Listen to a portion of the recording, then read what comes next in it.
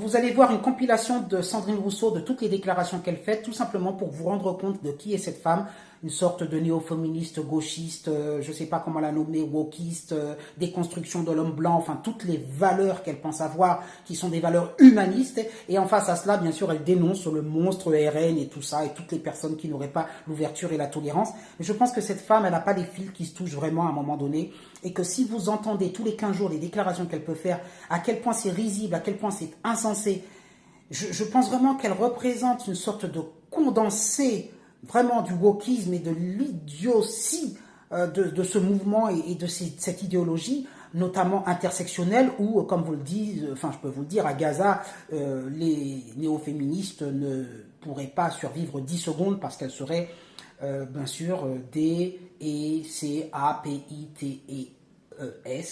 Ouais, elle serait zigouillée, oui, en quelques secondes.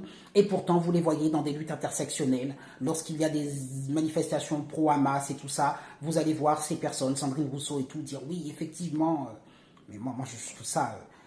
Donc voilà, je pense que cette femme, elle n'a pas les fils qui se touchent, tout simplement. Postez vos commentaires, mais il fallait un jour que je fasse une vidéo sur elle parce qu'elle est tellement caricaturale et une représentante tellement évidente de ce mouvement, de ces mouvements wokistes, qu'il fallait que je la mette en avant au moins une fois pour vous montrer effectivement tout ce drame wokiste que nous subissons dans le monde entier. Bonne journée.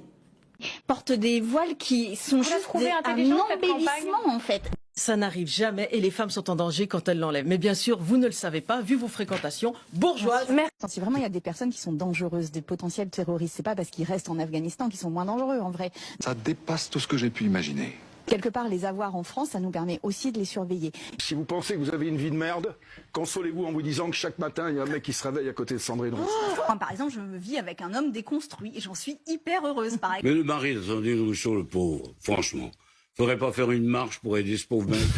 C'est brillant, ça, comme idée. Mon pauvre garçon, sur quoi t'es tombé? Moi, je ne marcherai jamais avec ces gens-là. Par contre, je serai présente pour dire mon soutien à l'antisémitisme. Merci. En fait, ce couscous, c'est quand même, chez moi, le plat du réveillon de Noël.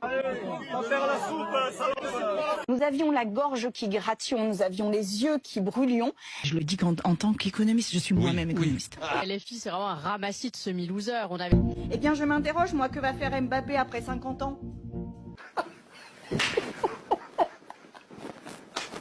Qui portent des voiles qui sont juste un embellissement en fait. Ça n'arrive jamais et les femmes sont en danger quand elles l'enlèvent. Mais bien sûr, vous ne le savez pas, vu vos fréquentations bourgeoises. Les enfants n'ont jamais frappé personne. Hein. Ah bon? Pas dans des meetings, ils sont pas allés coller sur les portes. Ils brûlent des restaurants, ils brûlent des voitures.